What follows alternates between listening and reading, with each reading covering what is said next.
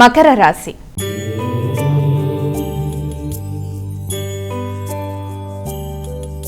అమ్మ, ఇక మకర రాశి వారికి ఈరోజు రాశి ఫలాలు ఏ విధంగా ఉన్నాయి? మకర రాశి వాళ్ళ విషయం కనుక తీసుకున్నట్లయితే మకర రాశి వాళ్ళకి గృహ వాతావరణంలో గృహ సౌఖ్యాన్ని పెంపొందించుకునే విషయంలో కొంత ఘర్షణతో కూడిన నిర్ణయాలు తీసుకునే అవకాశం ఉందంటే గృహ వాతావరణంలో ప్రశాంతత అనేది కొంతవరకు తక్కువగా ఉన్నప్పటికీ ఆర్థిక విషయాలు, గృహ వాతావరణం, స్థిరాస్తులు మొదలైనవి మీకు చాలా వరకు వాటిని పెంపొందించుకునే దిశగా కొత్త ప్రణాళికలు ఏర్పరచుకుంటూ ముందుకు పడతారు.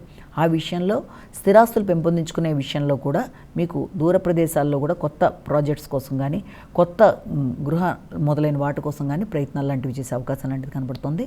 సమన్వయంగా మాట్లాడుతూ సంతానం యొక్క అభివృద్ధి విషయంలో వారి కొరకు నిర్ణయాలు తీసుకుంటూ ముఖ్యంగా మీ స్త్రీ సంతానం యొక్క అభివృద్ధి కూడా చాలా వరకు మీకు ప్రశాంతత ఇచ్చే అవకాశం లాంటిది కనబడుతుంది.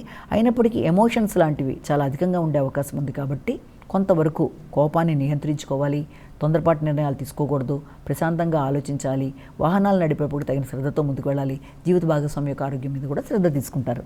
కుంభరాశి.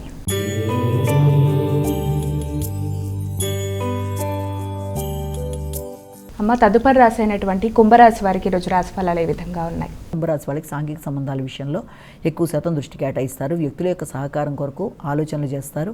అయినప్పటికీ కూడా ప్రశాంతతకు సంబంధించిన విషయాల్లో తగిన జాగ్రత్తలతో ముందుకు వెళ్ళాలి. మీరు ఆశించిన స్థాయిలో మీకు సహకారం అందే నేపథ్యంలో కావచ్చు, లేకపోతే దగ్గర ప్రయాణాల విషయంలో కావచ్చు, చాలా వరకు మిశ్రమ ఫలితాలకు అవకాశం ఉంది కాబట్టి ఈ సమయాన్ని చాలా జాగ్రత్తగా సద్వినియోగపరచుకోవడానికి మీరు ప్రయత్నం చేయాలి. ముఖ్యంగా భాగస్వామి వ్యవహారాలు కావచ్చు, వ్యాపార వ్యవహారాలు, వృత్తికి సంబంధించిన విషయాలు, కొలీగ్స్తో కావచ్చు, లేకపోతే కుటుంబ సభ్యుల యొక్క సహకారం, ప్రయాణాలు, అన్ని విషయాల్లో కూడా ఏ పని చేసినా తగిన జాగ్రత్తలతో కమ్యూనికేషన్ ప్రాబ్లం రాకుండా ఆచితూచి నిర్ణయాలు తీసుకుంటూ ఘర్షణ అధిగమిస్తూ ముందుకు వెళ్ళడానికి ప్రయత్నం చేయాలి. మీనరాశి.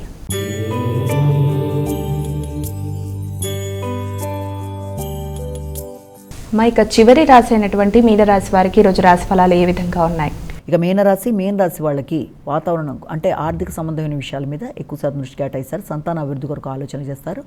వారి యొక్క అభివృద్ధి మీకు ఆనందాన్ని ఇచ్చే అవకాశం కనబడుతుంది. అంతేకాకుండా వారికి సంబంధించిన కొన్ని విషయాలు అభివృద్ధి మీకు మానసిక ప్రశాంతత ఇచ్చే అవకాశం కనబడుతుంది. వారి కొరకు మీరు ఏదైతే ప్రయత్నాలు చేస్తూ వచ్చారో చాలా కాలంగా దానికి సంబంధించిన నిర్ణయాలు కావచ్చు, వాటికి సంబంధించిన న్యూస్ ఏదైనా సరే మీకు కొంత ప్రశాంతత ఇచ్చే అవకాశం కనబడుతుంది. వ్యాపారపరంగా అభివృద్ధి కనబడుతుంది. వృత్తిపరమైన విషయాల్లో అభివృద్ధికరంగా ముందుకు పెడతారు. సంతానపరమైన ఆలోచనలు వారి అభివృద్ధి మీకు ఆనందాన్ని ఇచ్చే అవకాశం అనేది కనబడుతుంది.